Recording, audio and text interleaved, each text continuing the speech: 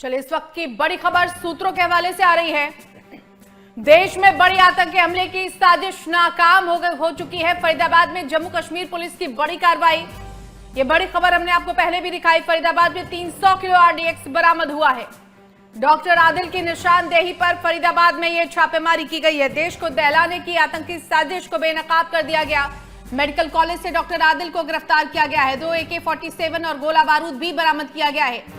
इस पूरे मामले में अब तक एक महिला समेत 10 लोग गिरफ्तार किए गए हैं। इस वक्त की बड़ी खबर है, फरीदाबाद में जम्मू कश्मीर पुलिस की यह बड़ी कार्रवाई हुई है। सूत्रों के हवाले से इस वक्त की बड़ी खबर, 300 किलो आरडीएक्स बरामद किया गया है। डॉक्टर आदिल की निशानदेही पर यह पूरी कार्रवाई की गई है। फरीदाबाद में जम्मू कश्मीर पुलिस की यह बड़ी कार्रवाई हुई। 300 किलो आरडीएक्स बरामद हुआ है। बड़ी खबर है इस वक्त की, डॉक्टर आदिल की निशानदेही पर यह पूरी कार्रवाई की गई है।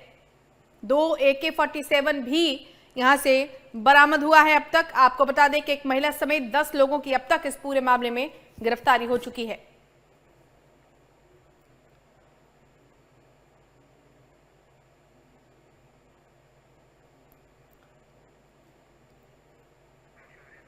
संवाददाता प्रॉक्ष चौधरी हमारे साथ जुड़ चुके हैं। प्रॉक्ष, एक बड़ी आतंकी साजिश नाकाम की गई है। बड़ी तादाद में, बड़ी मात्रा में हथियार और गोला बारूद बरामद किए गए हैं। पूरा मामला हमारे दर्शकों को विस्तार से बताएं। बिल्कुल रेणु, देखिए एक बहुत बड़ा खुलासा कुछ ही देर बाद जम्मू कश्मीर पुलिस की तरफ से किया गया था, जिसमें 2 से 3 दिन पहले एक कार्रवाई की गई थी। एक डॉक्टर को पकड़ा गया था आदिल अहमद नाम के, और उस पर आरोप लगे थे जैश ए मोहम्मद के समर्थन में पोस्टर लगाने के बाद, और इसी की कार्रवाई करते हुए उसको सहारनपुर से पकड़ा गया था। क्योंकि ये पहले अनंतनाग के मेडिकल कॉलेज में काम कर चुका है डॉक्टर, तो इसी की निशानदेही पर जब अनंतनाग लेकर पहुंची थी इस आदिल अहमद को, तो वहां पर एक और अन्य डॉक्टर का पता लगा। और जब आदिल अहमद के पुराने लॉकर को चेक किया गया तो रेणु, उसके अंदर से 2 AK-47 बंदूकें मिली। पुलिस खुद शौक में हुई कि आखिर किस तरीके से AK-47 यहां पर पहुंची, क्या इसका रोल है। उसके बाद फिर दूसरे डॉक्टर के बारे में जानकारी मिलती है। दूसरे डॉक्टर की जब जानकारी पता लगती है तो उसका एक रिहायशी घर फरीदाबाद, हरियाणा के फरीदाबाद में पता लगता है। जब पुलिस वहां लेकर पहुंचती है उसको और घर को खोलती है तो उसके अंदर से 350 किलो आरडीएक्स और AK-47 बंदूकें मिलती है। तो कहीं ना कहीं आप सोच सकते हैं 350 किलो आरडीएक्स होने का मतलब कितनी बड़ी आतंकी घटना को अंजाम देने की साजिश जो है वो रची जा रही थी।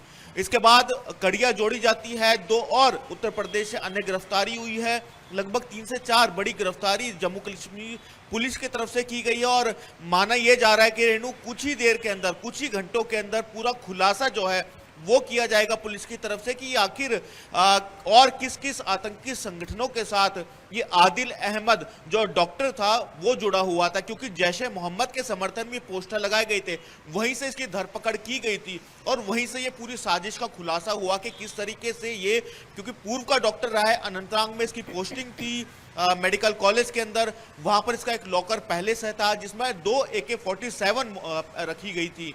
इसके अलावा जब दूसरे डॉक्टर की जानकारी मिलती है और उससे जब चीजें उगलवाई जाती है तो फरीदाबाद का जानकारी मिलती है, जहां से 350 किलो बारूद मिला है, आरडीएक्स मिला है। तो आप खुद ही समझ सकते हैं रेणु कि 350 किलो आरडीएक्स मिलना मतलब कि कितनी बड़ी आतंकी घटना को अंजाम देने की फिराक में ये आतंकी थे। और क्या और कोई स्लीपर सेल्स इनके साथ मिला हुआ है, और क्या देश के अंदर ऐसे आतंकी इसके साथ काम कर रहे थे, कहां का काम कर रहे थे। अब इसकी जो कड़िया है, इससे जो पूछताछ है वो की जा रही है, क्योंकि जम्मू कश्मीर पुलिस डॉक्टर आदिल अहमद को पहले ही जम्मू कश्मीर लेके पहुंच चुकी है। अब वहां से पूछताछ की जा रही है, इंटेरोगेशन की जा रही है, और अब कुछ देर बाद खुलासा किया जाएगा क्या कोई बड़ी आतंकी साजिश रचने का जो रची जा रही थी, क्या कोई बड़ा आतंकी हमले की जो साजिश है वो रची जा रही थी। तो इसका खुलासा कुछ ही देर बाद किया जाएगा।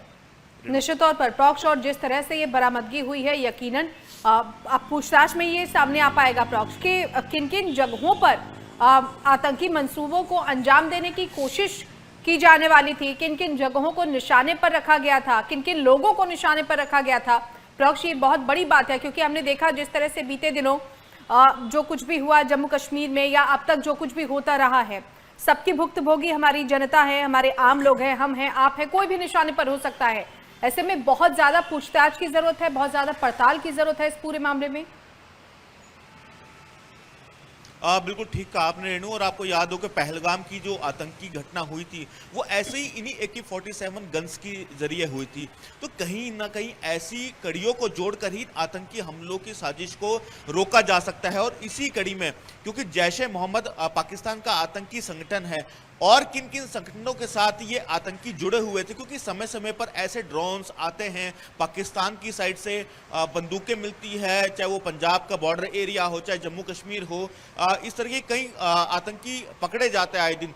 लेकिन ईडी इतनी बड़ी मात्रा के अंदर RDX और फरीदाबाद किस तरीके से पहुंचा, आखिर RDX कहां से लाया गया, किन रास्तों के जरिए भारत के अंदर घुसा और वहां से फरीदाबाद कैसे पहुंचा, क्योंकि फरीदाबाद एक रिहायशी इलाका है, बॉर्डर स्टेट नहीं पड़ता है, लेकिन बॉर्डर स्टेट से कहीं ना कहीं ये भारत के अंदर आया होगा और यही कारण है कि वो फरीदाबाद किस जरिए पहुंचा। तो ये सारा खुलासा किया जाएगा।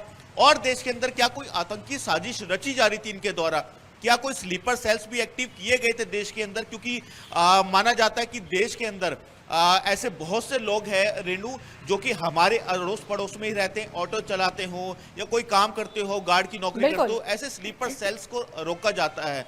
और जब कोई आतंकी हमले को अंजाम देना होता है तो इनको एक्टिव कर दिया जाता है। तो क्या कोई ऐसे स्लीपर सेल्स भारत के अंदर काम कर रहे हैं इससे जुड़े हुए? तो इसी की खुलासा इंटरोगेशन अब जम्मू कश्मीर पुलिस की तरफ से की जा रही है। लेकिन बहुत बड़ी खबर यही है कि इस साजिश को नाकाम कर दिया गया है जम्मू कश्मीर की पुलिस की तरफ से, क्योंकि इतनी बड़ी मात्रा में RDX पकड़ना, हॉस्पिटल के लॉकर से 2 AK-47 बंदूकें मिलना, इसके अलावा फरीदाबाद से RDX के साथ साथ AK-47 बंदूकें मिलना, जो बंदूकों और बंदूक के मिलना, इसके अलावा बिल्कुल आप नजर बनाए रखिएगा, अपडेट्स भी लगातार आपसे लेंगे। फिलहाल की जानकारी के लिए बहुत धन्यवाद आपका। तो मेडिकल कॉलेज से डॉक्टर आदिल को गिरफ्तार किया गया था और आदिल की निशानदेही पर ही फरीदाबाद में बड़ी मात्रा में ये विस्फोटक सामग्री बरामद की गई है। और इतनी बड़ी मात्रा में विस्फोटक सामग्री बरामद होना अपने आप में एक बड़ी सफलता है और साथ ही साथ एक हादसा भी कहीं ना कहीं टाला गया है, एक आपराधिक वारदात टाली गई है, एक आतंकी वारदात टाली गई है। और अभी मंसूबों का पता लगाने की कोशिश की जा रही है कि किन किन जगहों पर इन विस्फोटकों का इस्तेमाल करने की कोशिश की जाती है।